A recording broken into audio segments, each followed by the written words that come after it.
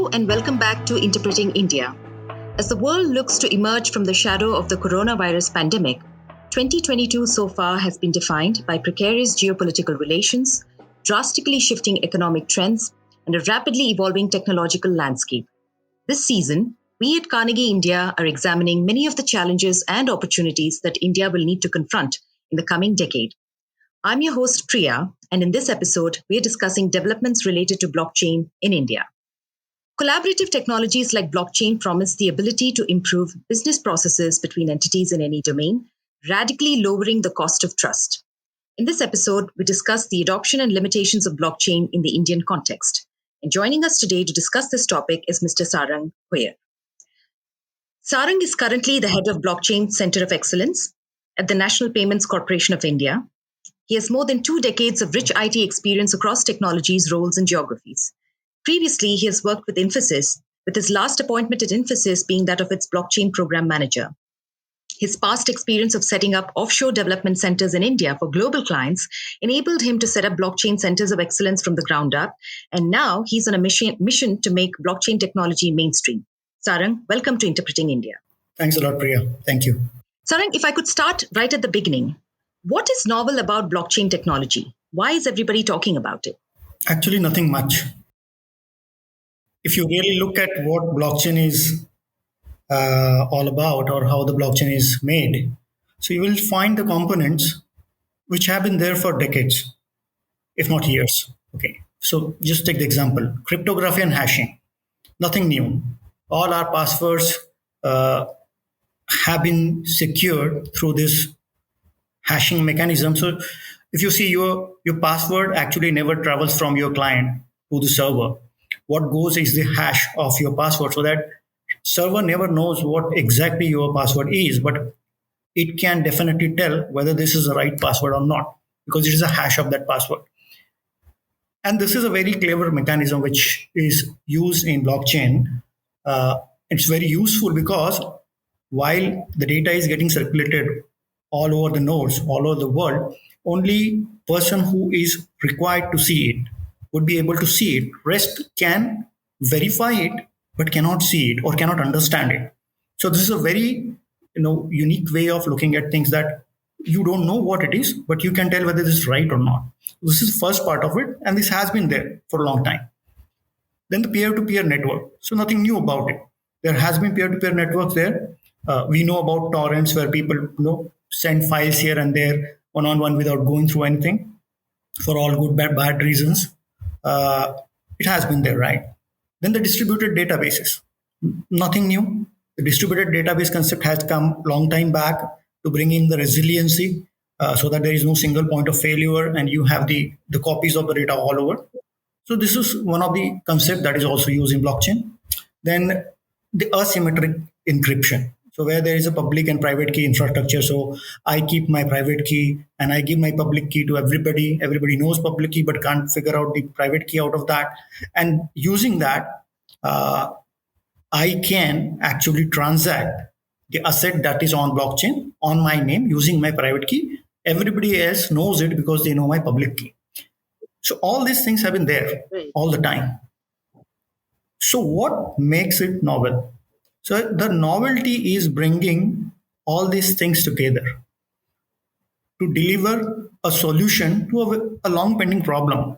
So a lot of people had tried to see how can they deliver a digital cash or online cash where there is no need of any trusted third party.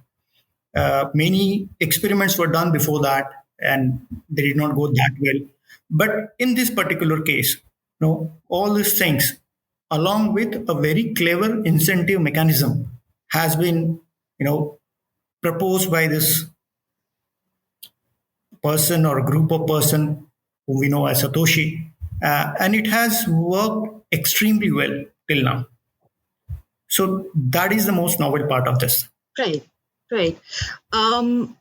So we keep hearing the statement that blockchain is going to change the world, though. Right. I do understand it's a fascinating history that you've laid out in terms of elements that have already existed and now that they're being brought together. And the use case that you're referring to is Bitcoin and cryptocurrencies, right? But blockchain, apart from cryptocurrencies? How is that going to change the world? Could you share your views on that? You know, there is breed of this enthusiast that are so excited about this blockchain, and some of those guys are sales guys, so I don't blame them. But they have been making these things as if what has happened in the world. You remember that aqua regia from your chemistry classes, that solution that dissolves almost everything. So let me tell you, this blockchain technology is not a aqua regia that is going to dissolve all our problems. Okay, Satoshi's solution was it was for a very specific problem. And what was that problem? The problem was, how do you achieve the consensus in a completely trustless network of participants or nodes, where some nodes could be down, some nodes could be outrightly malicious, uh, and this you achieve without even having any trusted third party in the network. So once you achieve the consensus on the state of a data, which is a ledger in this case, basically what you're getting, you're solving a problem for this peer-to-peer cache. And this is what was achieved through this Bitcoin or the Bitcoin core software.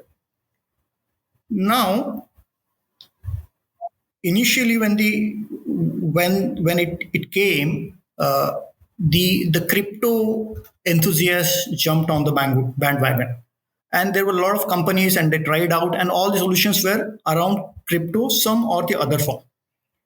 But slowly, when people started understanding this, and also you kept hearing from people like Bill Gates, Warren Buffett, even though they were very staunch, in opposition to the crypto phenomena, they were they were They, you know they were in consensus about one thing, that the technology that is underlying this uh, Bitcoin is definitely something that could be used uh, in various domains, not only in the crypto or cash. The technology in itself is very, very, it has great potential to do a lot of things for us. And we'll see how that potential gets realized over a period of time.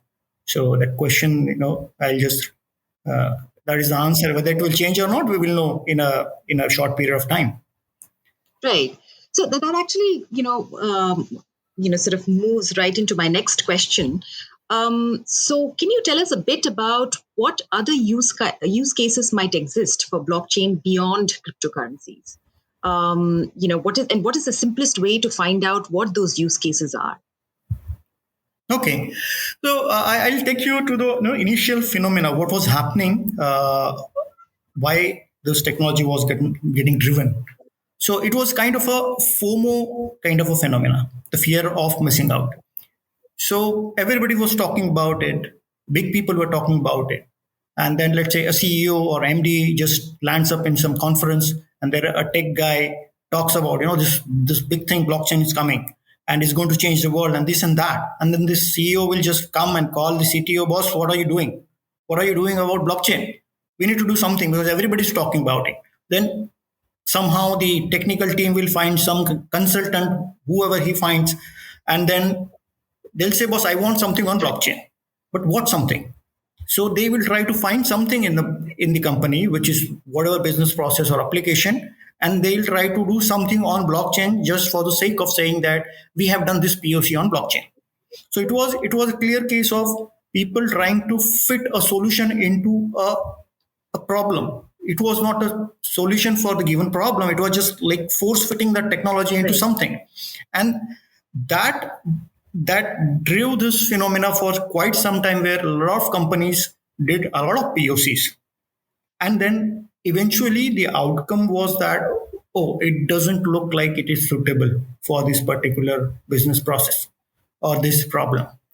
Uh, so, if you really want to see a very, very simple mechanism to figure out what is it that you should even be looking at, and then probably uh, drilling further to see if it is real use case, is Imagine a end-to-end business process where there are multiple organizations and they are carrying out certain legs in that business process. And they maintain their own siloed databases, which would eventually lead to data duplication. There will be data integrity issues. There will not be any single source of truth to know what is the latest or even the past status of that particular transaction that is happening. And what that means is it leads to the inefficiencies, slowness in the process, and potential frauds, right? So when there is such a process, blockchain is the right thing to consider, at least for the initial evaluation. One of the example I can give is, let's say, a supply chain. So from order to cash, so there are so many processes that are done by different entities in that. So importer raises this quotation request, then the exporter replies to it with a quotation, and there will be invoices, then there will be shipping where the logistics partner would be involved. If it crosses the boundaries of the country, the customs would be involved. There would be multiple agents in between which are doing certain things to enable this transfer. Eventually the goods will be delivered, then somebody will be taking it, who's the importer, and then signing on something. So whole this process has so many players inside it, and they are keeping some or different data of this same process in their different databases, and nobody knows exactly what is stored by whom and whether it is consistent with mine. So in this case, it's a very prime use case for blockchain kind of database, where the blockchain has a copy of exactly same data for all the parties. It need not necessarily be all the data is available for everybody, because there would be sensitive requirements that a particular party doesn't want to show somebody else, and there are ways to control it. But the rest of the data is always going to be consistent. So I am going to be confident that what I am seeing in my database is exactly what you are seeing in your database. So that is what is the problem that the blockchain will solve for you. So this is one. The second simple way of looking at it, let's say there is a product offering where details of your previous purchase by a customer may impact the sale decision, or even the price of the current purchase that that customer is trying to make. An example could be, let's say you are buying vehicle policy. So you are with one insurer right now, you want to go to other one. So they basically ask you simple questions. Was there any accident, this and that? So I'll give you no claim bonus. What was the end date of your policy? Blah, blah. Now you can put it, and some people, in most of the cases, there is no way to verify whether what you are telling is right or not. So with that uncertainty, a decision could be made, and that decision could be wrong, leading to some losses, right? Now, in this case, if let's say all these insurers create a consortium where they would share at least some basic information about the policies that they have issued on a particular vehicle. So even if the customer tries to move from one insurer to another one, that basic information about the last policy is available, and you need not ask, you have it. And you know what is the decision that you can make, or what is the price that you can offer, without even asking, without even trusting. So it's like now you are into that trustless environment where you can make decisions. And in all such scenarios, you would definitely you should explore the blockchain kind of technologies. Apart from that, wherever there is a single organization, even though there could be multiple departments, multiple users, but if it's a single organization and dealing with, let's say, some suppliers, but only to that organization, and they want to track certain things, it's really not a prime use case for blockchain, unless the other customers of that supplier also comes on that network, and then there are multiple consumers and multiple suppliers, all those transactions are happening, then there would be some benefit. Otherwise, in a single organization, the centralized systems have been working perfectly fine, and I don't see any reason why they should be considering blockchain kind of a system. Right, right. No, I think demonstrated and talked about at a conceptual level what could be the potential for blockchain. If I could just ask you, what are the principal motivations driving interest in blockchain development in general? The Niti Aayog had come out with a strategy paper earlier. The MeitY had come out with a strategy paper too late last year. So not just in India, but generally, what is motivating this interest in blockchain development? Yeah, so there are certain things that have come to the forefront as the advantages of using blockchain systems. Some is like disintermediation. So if you do not wish to have any third party or any intermediary in your business process for whatever reasons, to reduce the cost, to enable the speed by doing peer-to-peer transaction, that is something you can achieve through blockchain, right? Then the privacy angle has been discussed. So a lot of people nowadays give a lot of importance to that privacy angle as compared to the cost and services. So that privacy can also be achieved through blockchain systems where there could be complete anonymity, there could be pseudonymity, and there could be controlled access of who can see my data, what part of data, for what time. All those things could be controlled, right? Which was a little bit difficult. Nowadays, we know that practically everything about us is now available to everybody, and we have no control. The data has already gone out. So that kind of situation can be avoided if the systems are blockchain based. Transparency we already talked about because everybody has the same copy. So I know what I know is what he knows. So there is that transparency angle that comes into picture because of the trust that I know that we have the same thing to look at. Then there is also a traceability angle that comes in. So traceability is something where I can definitely prove uh, that what is the life cycle of this particular state or particular transaction.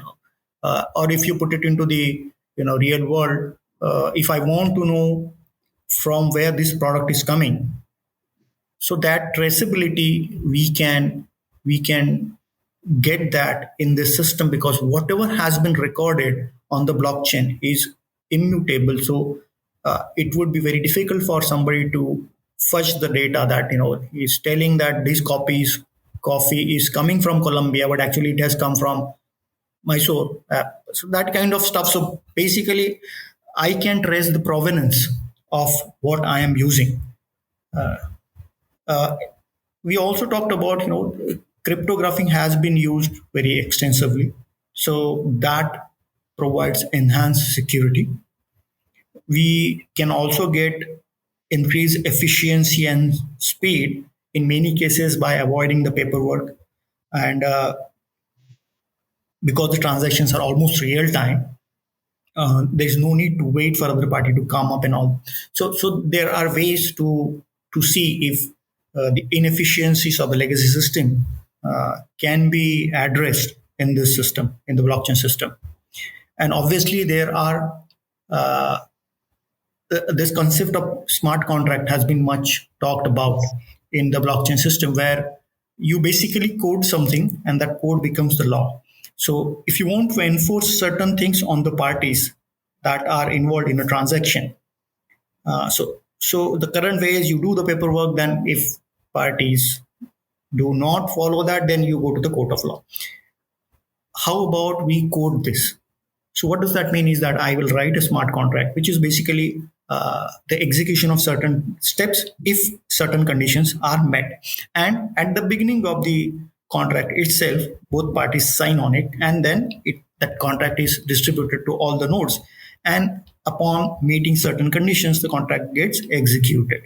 So which could be about the payment, which could be about releasing certain data, whatever is written. So in that case, there is no need for the other party You don't need to wait for the other party to go and click, thereby actually blocking the payment. Here, you had agreed in the past, you had signed it, conditions are met, contract gets executed, and that's probably going to be a way in a lot of things to take care of the the legal hassles that arise when parties do not follow through the contract. So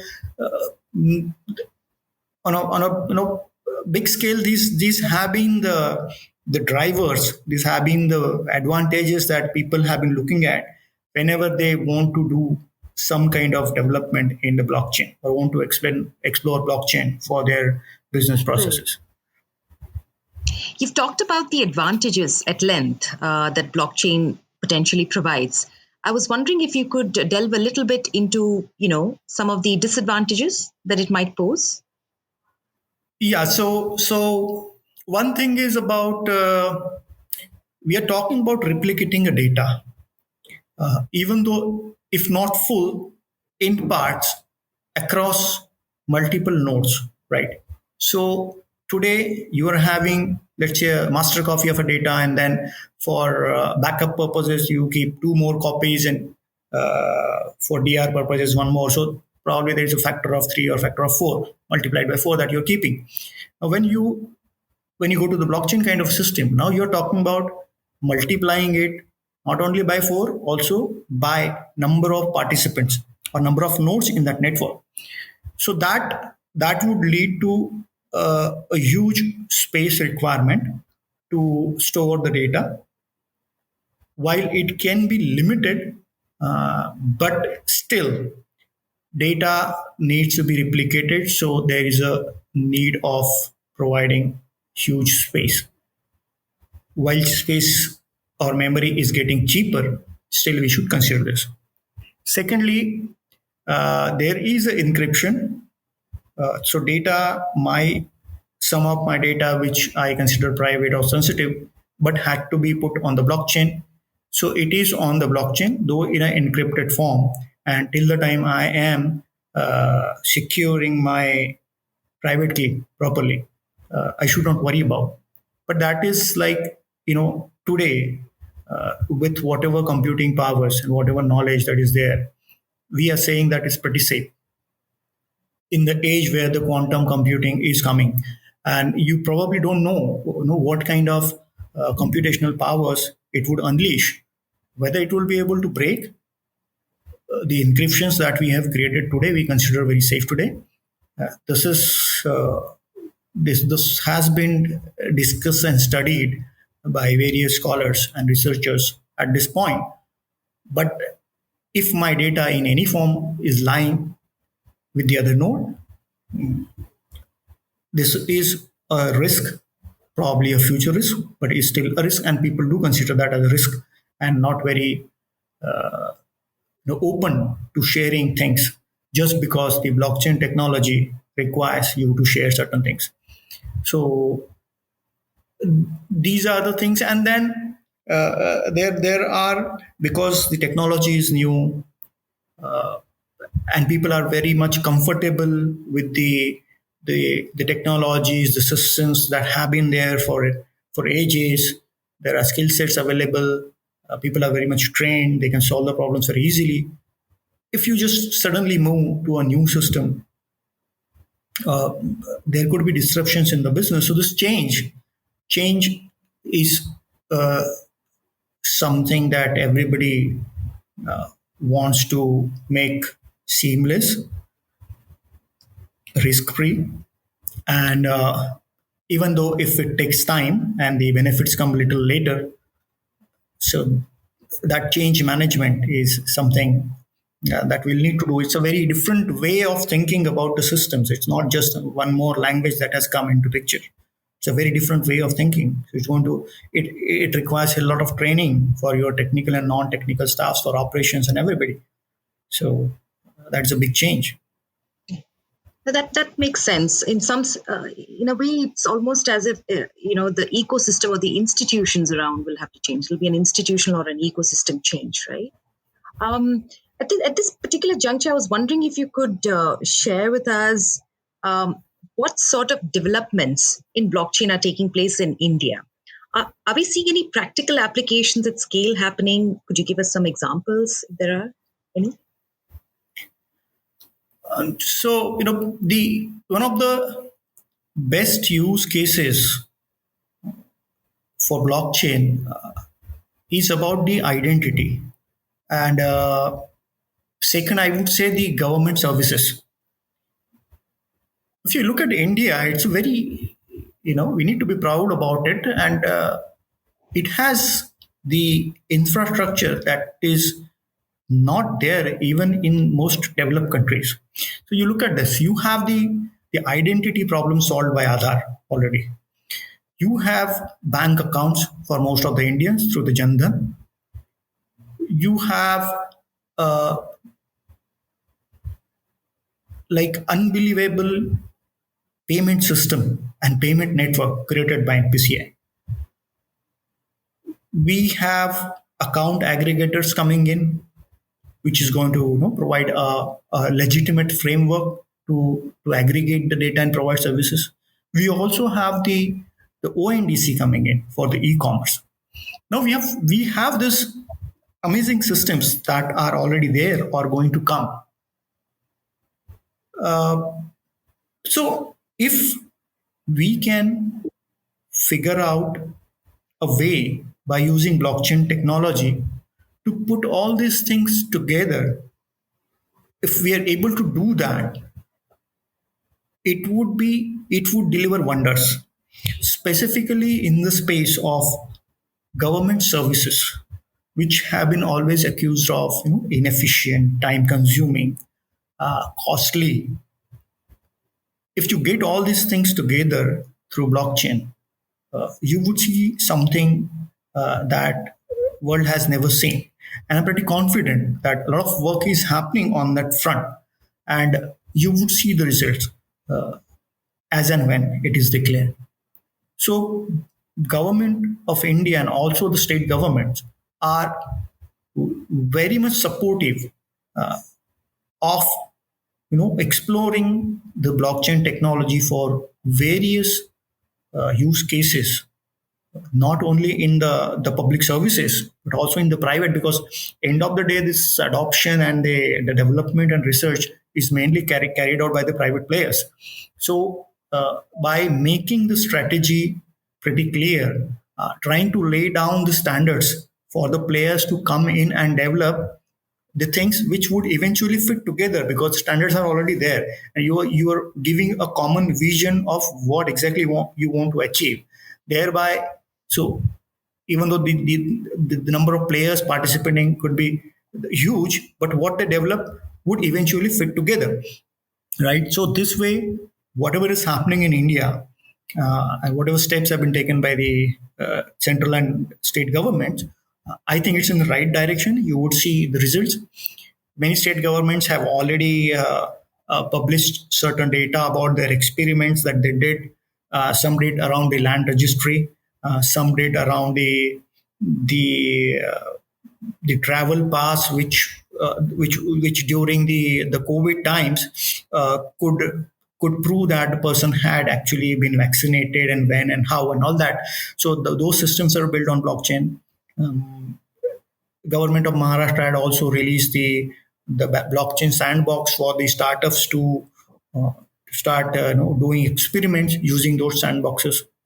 And a lot of things have been done by government of Karnataka also, where they tried to put a lot of certifications uh, in the blockchain system. So quite a lot of work is happening in India, and on the private front, obviously, uh, because of the huge talent in the conventional systems, in the conventional technologies, and there's a huge demand of these new technologies like blockchain, AI, ML, data sciences.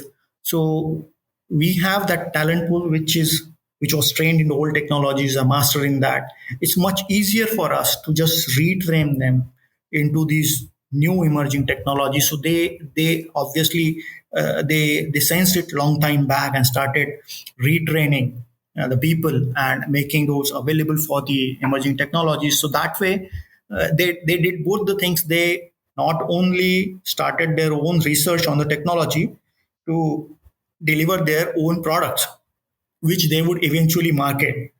And secondly, to provide the services to the global clients who, as I said, through this FOMO phenomena, just want to do something.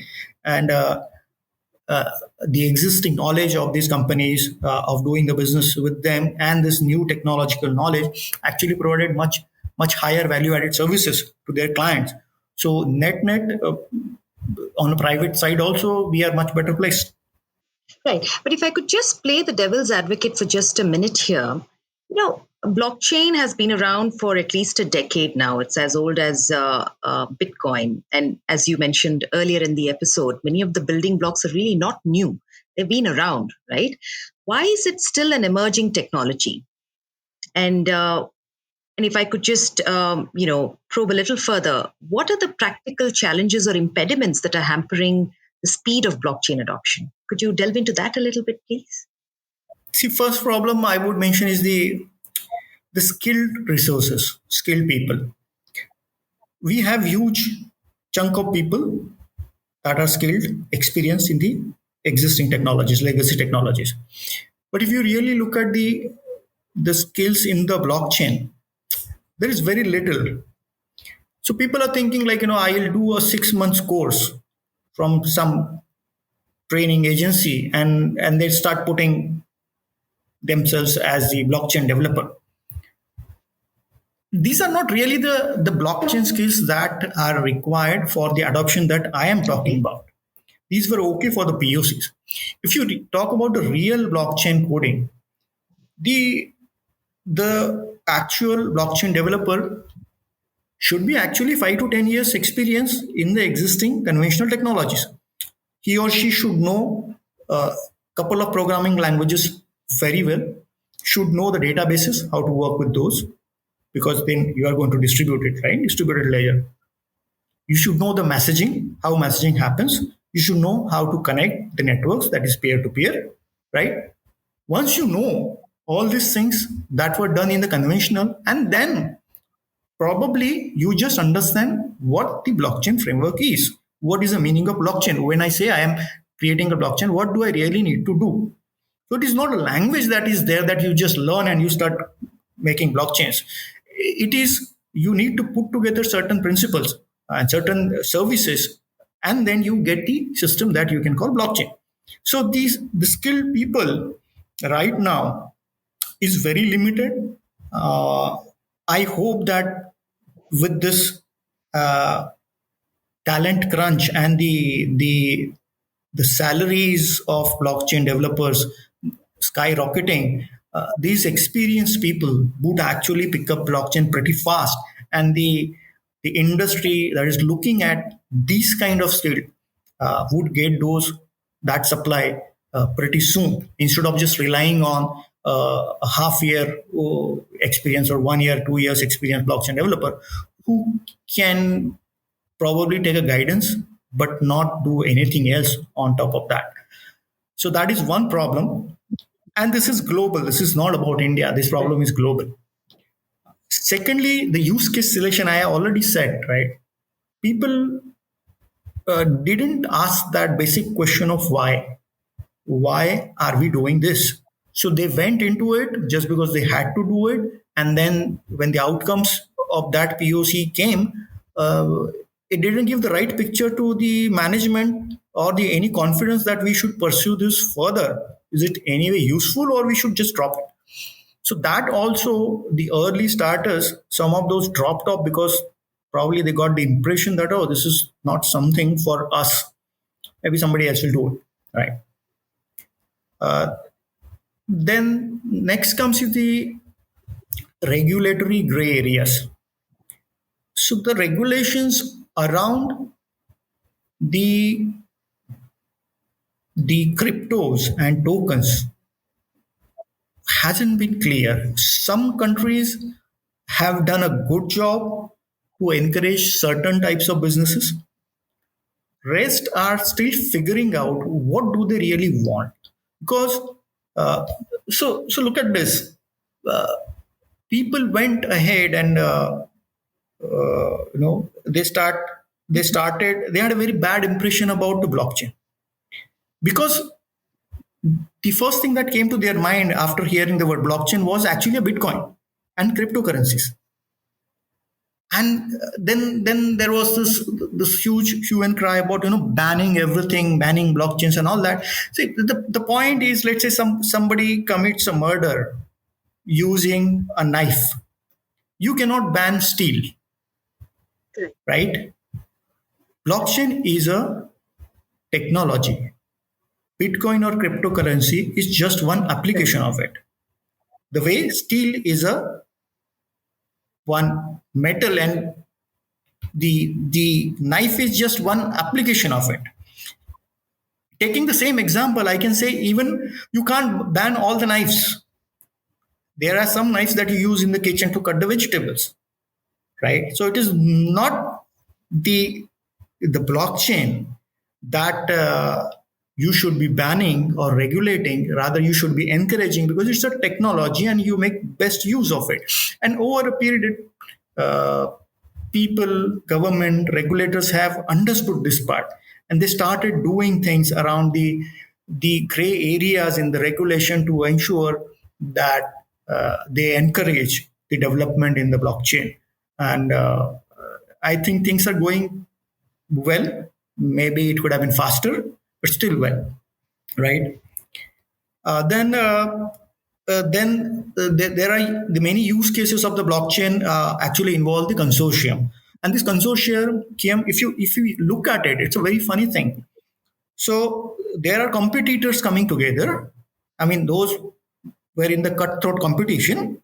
They are now coming together, forming a consortium, so that together they can make more business. And that is what the complete shift of thinking that has been brought by blockchain, right? So you're bringing these hardcore competitors together. They form consortium and get some product. Now what do you do? Is like the problem is technology problem is solved. The problem is now with the governance. How do you manage certain things in that consortium, right? Who has how much say? What use case or what functional enhancement takes priority? Because X may have higher, may like certain things bigger because they have higher returns on that. Y may have something else. So first of all, you were able to, or technology was able to get people together, organizations together, but then how do you make them work together? So this governance is still a problem that is beyond technology that needs to be solved, right? There have been technical challenges. The technology is new. People are exploring. So you would, every now and then hear about the performance issues that are with the blockchains, because they always go back to this, Bitcoin takes 10 minutes to create one block and just does 7 transactions per second and all that. But Visa does 20,000 and all. Yes. So, well, that is, not the right way of looking at it. Those are public blockchains. They have certain other problem to solve. There are permission or private blockchains where a performance problem is solved to a good extent, but we can definitely do better, because end of the day, people are not going to replace a very high performant and secured legacy system that may be centralized, but they are working very well for their businesses. So technological challenges have to be solved that are there, and there are a lot of efforts have been made, and eventually the blockchain technology will mature, and it would give a very performant and secure system along with the other benefits that I've already talked about, right? So these are main things that have been holding back, but let's be positive, things will improve. Very bullish on where we're going to be in blockchain development soon. So, you brought up this point about regulatory gray areas. That's interesting. I was just wondering if this decoupling between blockchain and cryptocurrency that the Indian government had articulated, at least in the past, right? When the suggestion was to ban cryptocurrencies, whereas there was a very clear policy line that we are, however, positive about blockchain, and we fully support blockchain development. Do you see this decoupling as being favorable to the growth of blockchain in India?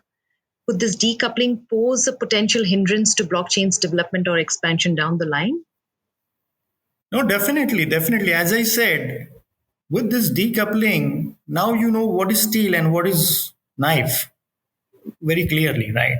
So this is definitely going to help certain startups that are dealing in the cryptos, exchanges may get impacted if the regulations after those are passed who come or they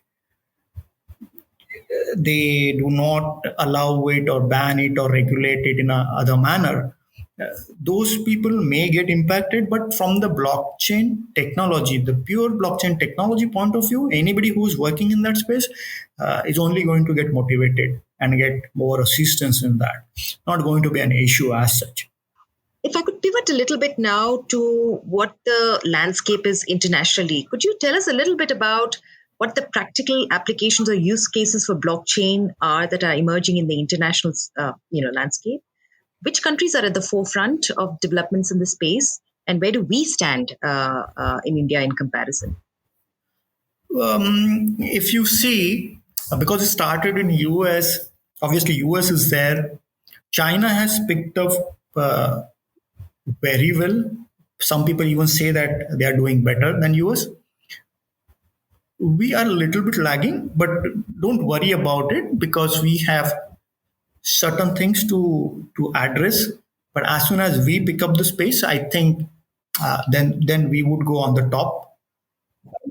From the business point of view, obviously the blockchain was something that financial industry BFSI has embraced. So initially they ignored it, then they fought with it, then they realized that, oh, it is a threat and I cannot kill it, so they embraced it. So they are exploring it, and all the products that are related to financial services. A lot of development in the international market is happening. There are countries like Switzerland, Singapore, UAE, which are actively encouraging people to do things in the blockchain, thereby giving even more space to these startups to think about different kinds of use cases that they can implement on this technology, while certain countries, while are open, still want this to be controlled a bit, so that because there are finances involved, people are a lot of places. This thing is getting missell. There's a missell, there's a oversell, and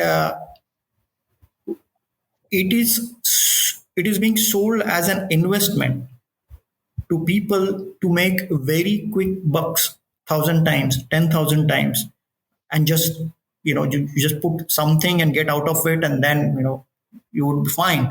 So with that greed and misinformation, once the things start falling apart, a government has to pitch in and do certain things. So some governments are obviously very cautious about it, but they do not want to impede any technical advances.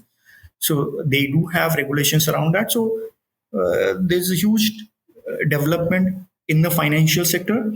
As I said, the supply chain has been a very great use case. So there has been one initiative which is called Red Lanes, which tried to solve a problem of this international trade from the logistics point of view. How do you actually gather a lot of data using blockchain and IoT, and then see if things are going fine, temperatures were fine, and all that stuff.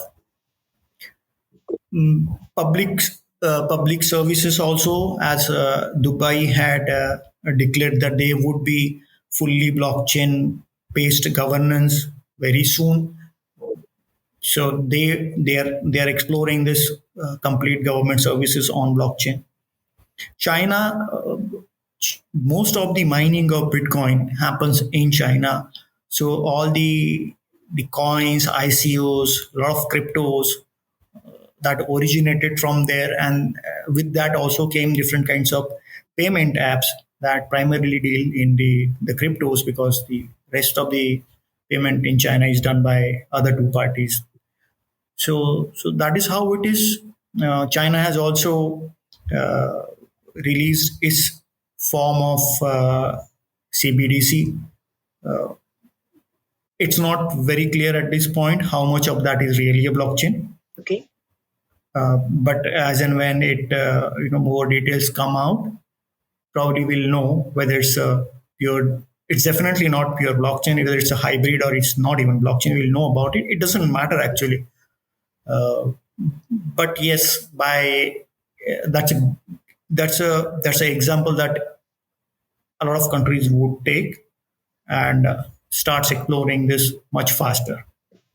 If I could just make a quick observation here, and do correct me if I'm wrong, all the examples that you've given just now, and also previously in terms of potential use cases for blockchain, would I be right to say that these are all at a research uh, or an experimentation or a proof of concept stage and not really deployed in the real world, so to speak? Would I be correct in saying that at this point? Uh, some are deployed, but those are still around that area which has always been active. So there are apps that does trading on the cryptocurrencies. There are products that are based on cryptocurrencies, and there is interesting development happening in terms of this phenomena called DeFi, distributed financing, where uh, you actually get lots of people who want to lend money, and then you also find people who want to take money, and that doesn't have to go through this whole regulations and all.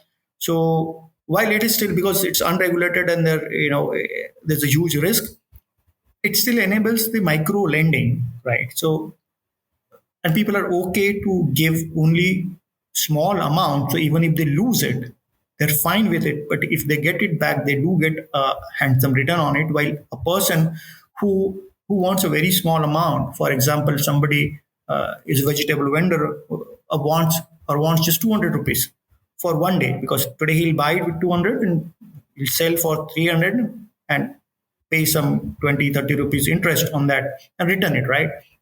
Nobody's going to give it. Nobody's going to give him that 200 rupees, because the process itself takes 10,000 rupees overhead cost, right? So that is not available. That option is getting available, and those kind of products are coming in the market. They are definitely available outside. They would come in India also pretty soon, once the regulations are clear. Yeah. Well, we spoke about principal drivers, opportunities presented by blockchain development. We talked a little bit about the disadvantages, potential disadvantages. I was wondering if you could share with us one or two key things that must be done in order to bolster the development and deployment of blockchain applications in India. So as I said, the potential barrier, the current challenge, one of the challenges is about the skills. Uh, there are programs that are driven by government as well as the bodies like NASCOM, and also private companies, where this the skills upgrade is happening at a very fast pace. But as I said, without hands-on experience, uh, this skill is not going to be very useful. So, as you know, we have so many engineers, but when the actual study was done, very not a big percentage of those were found to be employable. The same thing is here. You can give a course to somebody and he or she will complete it, but whether it will be a useful contribution to the project, it may not be. So there has to be this opportunities given to these people to work on the real life projects, which would actually give them a sense of what I am building and why I am building, what it is supposed to achieve end of the day. So that would create much more talent. This is one. On the regulatory part, I already said that there have been multiple steps taken to clear out this area, that what is legitimate, what is not, and what is still gray. So you should be moving with cautions. So if that clears out completely, uh, then it would be of a great help. Also, I am in a firm believer, specifically in Indian case, that one of the big implementations should actually either come from government or government backed entities, because as I said, a lot of time, when people talk about blockchain, they always talk about the limitations of scalability. So if India can prove to the world that there could be a blockchain system which delivers all these advantages that are there with the technology, but can still be scalable to the level of India, then there will be no other use case or case study like this for anybody else. People around the world would just latch onto it. We have done it in the past in terms of certain systems. I think this would be another use case, or the case study that we can give to the world to study and just follow. Right. Could I push you a little further to ask you, is there a timeline that you're looking at for us to achieve this that you'd like to share? uh, I think within a year or two we should see, but I cannot comment on that because it is up to various players that are acting on it. So we would know from the right channel. Right. Sarang. Yeah, we are talking about a very, very big things on a very, not very new technology, but still emerging technology. Even 5 years is a decent time horizon to test the waters. We need to be patient, and I think it will be a great future. Thank you so much, Sarang, for those insights. It was a pleasure hosting you. Thanks a lot. Thank you.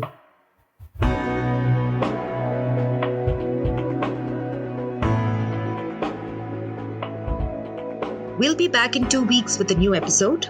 To make sure you don't miss it, be sure to subscribe on Apple Podcasts, Spotify, Stitcher, or wherever you get your podcast from.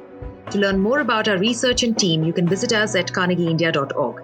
You can also find us on social media on Twitter, Facebook, and Instagram. Thank you for listening, and see you again.